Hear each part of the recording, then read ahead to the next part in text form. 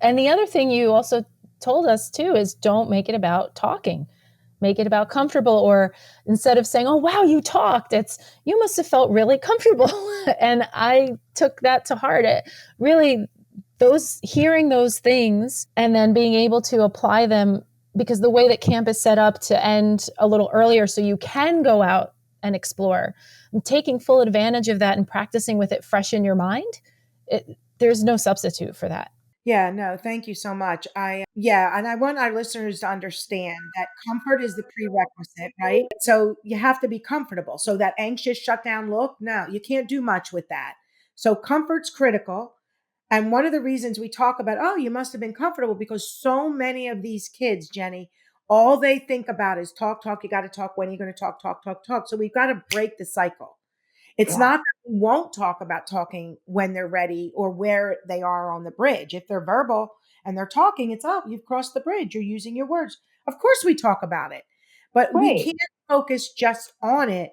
And if they're not, don't have a comfort, then you're basically, I mean, you're causing avoidance and more anxiety. If the comfort is not there and you're trying to, I love it when people talk about exposures and they're like, oh, we are going to a store. Well, how are you doing it? I'm having my daughter go up and ask for yada, yada, yada. No preparation, no scripting, no talking about the bridge, no understanding. And the child doesn't do it sometimes, most of the time. Child feels like a failure. The parents are frustrated. I mean, this is a cycle.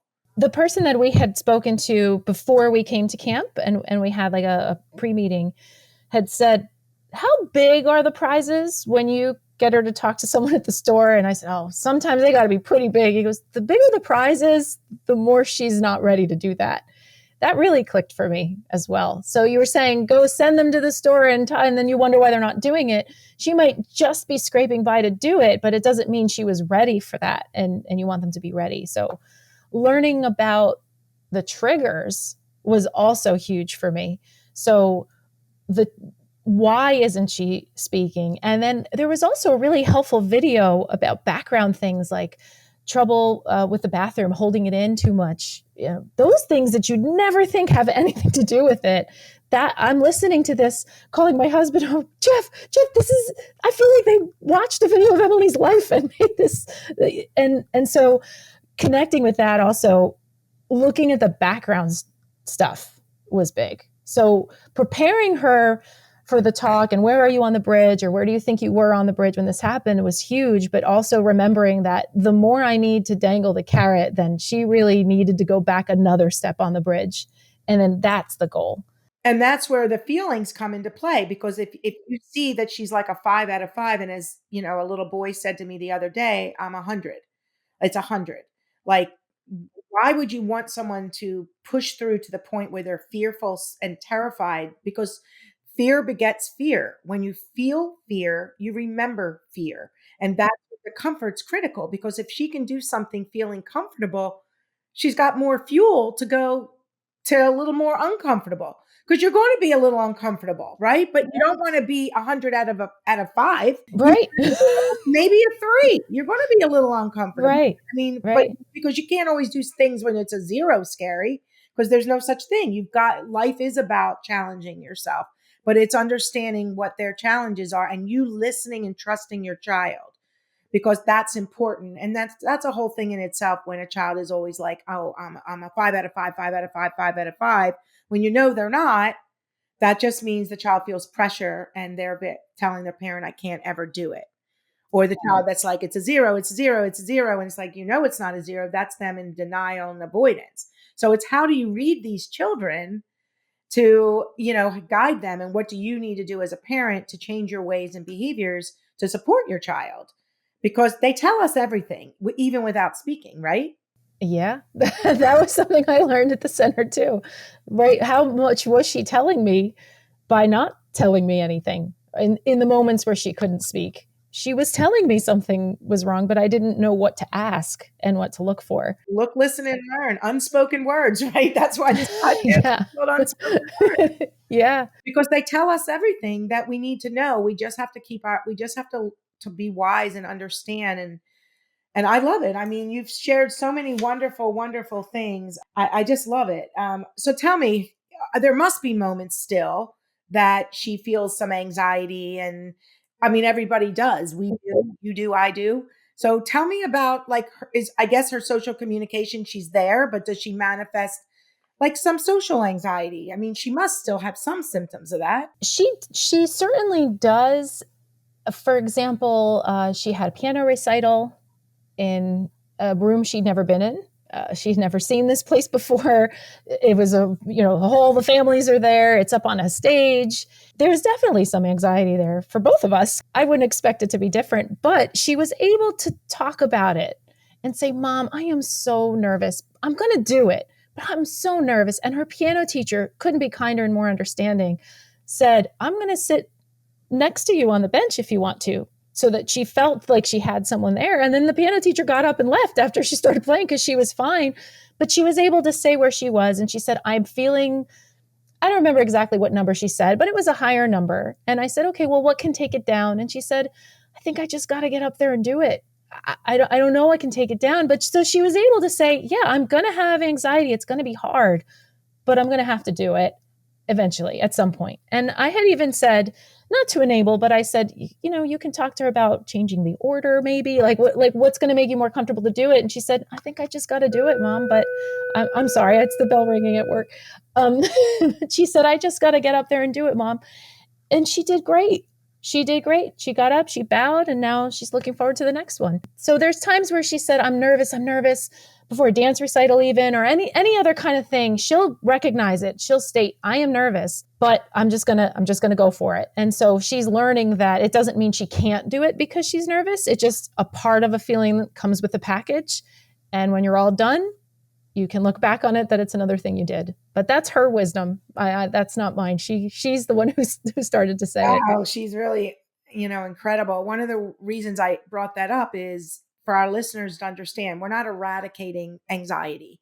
We're helping them build coping skills to function. And Emily is clearly functioning socially, emotionally, academically, communicatively. So it's all about functioning.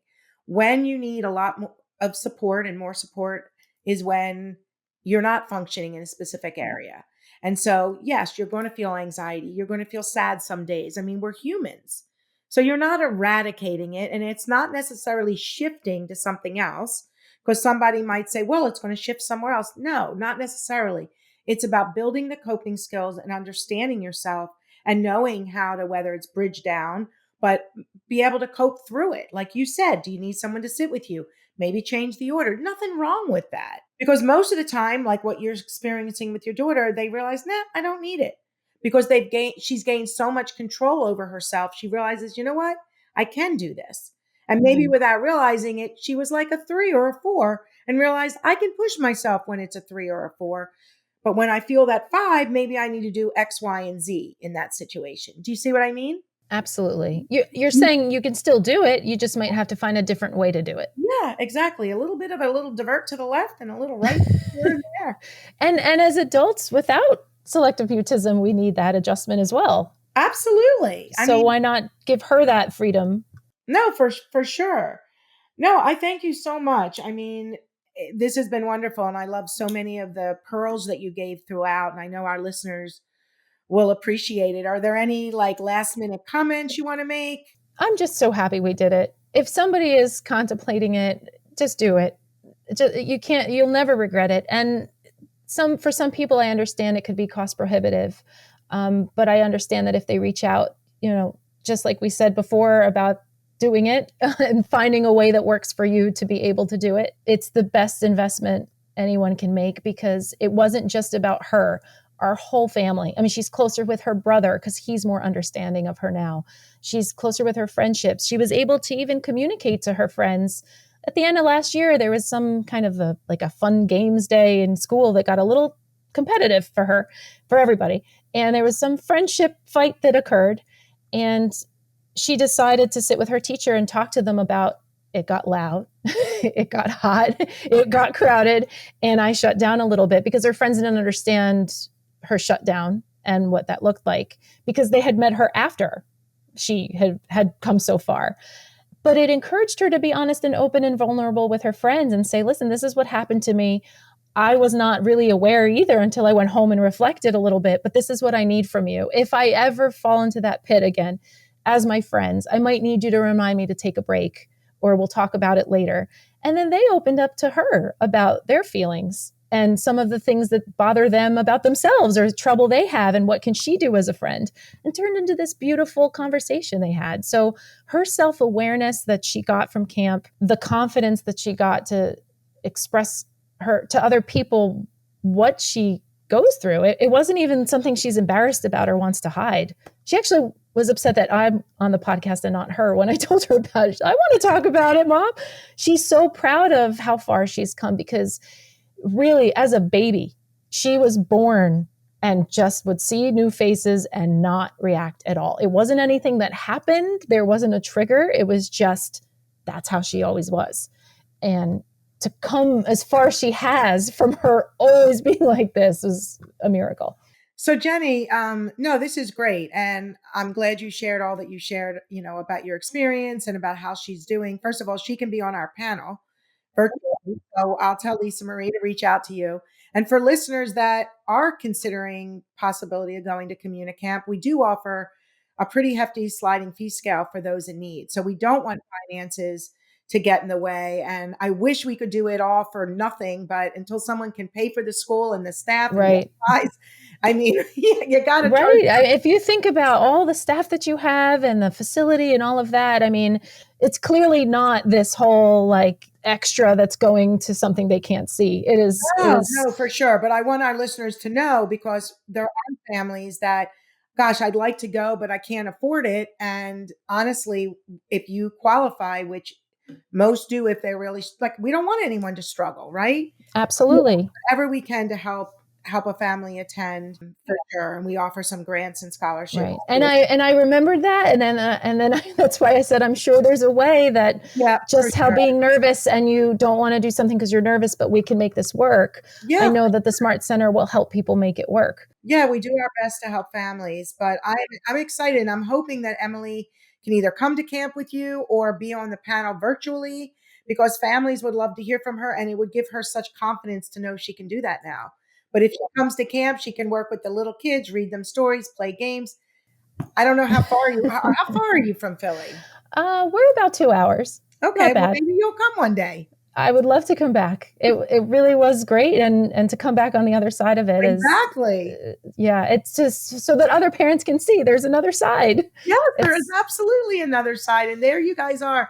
Please be sure to tell Emily I am so proud of her for all that she's done, taking the skills and implementing them, and that she's a real hero, because a lot of kids would look up to her, and because, wow, you did it. You're on that other side. I'm looking up to you. And that's such a confidence builder for her too, to know that, because she had to work, right? She worked to get there. And there were counselors who told them that they used to be selective mute, and that's why they're counselors now. And I remember her talking about that when we'd go back to the room, and she would say, wow, Mom, but they're helping other people with it. And that was such an inspiration to her. So the whole way the program is set up, I can think of nothing that needs to be different. I mean, I'm sorry if I'm spending too much time on it, but even how you have the groups, the green group for certain ages, the blue group for other ages. And then you encouraged us to have lunch together as parents so that we can talk and share.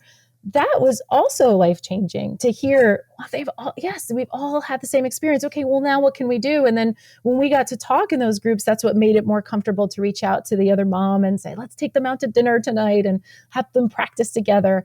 I think parents really need to take advantage of the fact that camp ends at the time that it ends, so that you can go and have freestyle practice. And then the next day, some parents would talk about those experiences in the parent forum. Okay, we went to the restaurant, but my kid got a little glitchy. What could I have done? And, hearing about that was so helpful. And there was something else a parent had asked about when your child is practicing, like with the cashier, but the cashier doesn't really return it, or it's awkward or uncomfortable. Somebody had said, well, it's a good learning opportunity for them that adults need some help too. and not everybody out there is going to be this great communicator. So you can say, look, we tried, but maybe they're not on the bridge, right? Just like you. And then building that compassion in them for other people, because they have to be compassionate for themselves, but also remember, yeah, maybe that other person is struggling a little too. And I don't have to have these high expectations. So that's why I keep coming back to that parent session, because I learned so much hearing that. And now I take that nugget that I heard that other parent say, and I can say it to both of my kids, even the one who's not selective mute. I can say, well, everybody has their challenges, right? I mean, that just, we took it in so many different directions when we went home. Oh, I'm so happy. And I always say no two camps are the same, because you never know what questions people are going to ask in the audience, which will lead you down a whole discussion path. So, that matching you with similar age children is called communicomfort. It's part of our communicomfort process. But I thank you. And please tell Emily how proud I am of her. And I look forward to seeing you at a communicamp. Yeah, thank you. Well, have a wonderful day, okay? Thanks, you too. Thank you for having me on. And I wish everybody out there the best of luck. And educate those in the school to selective mutism. I do every chance I get. Have a great day. Thanks, you too. Bye. Bye.